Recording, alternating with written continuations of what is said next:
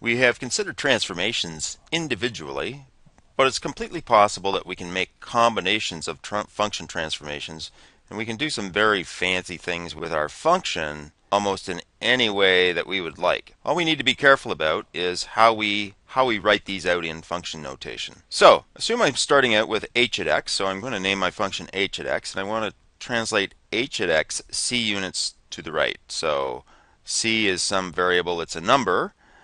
Everybody knows I am going to subtract c from x before I put it into the function. And so there's the new function that's going to be h at x translated to the right c units.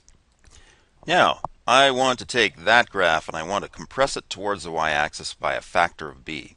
So in other words, I want to take this input, x minus c, and I want to multiply it by b and then put that into the function. So I just have to be kind of careful with my bracketing. There, now I'm subtracting c from the input and then multiplying that by b before I put it into the function. Now I'm going to stretch that entire function vertically by a factor of a, and that means I'm stretching it away from the x-axis, and so all I have to do is multiply that by a. And the last thing I want to do to this poor graph is I want to translate it downwards d units, and so I just have to subtract d from the end. Now that is how I combine transformations to the function h to do all these four things to it.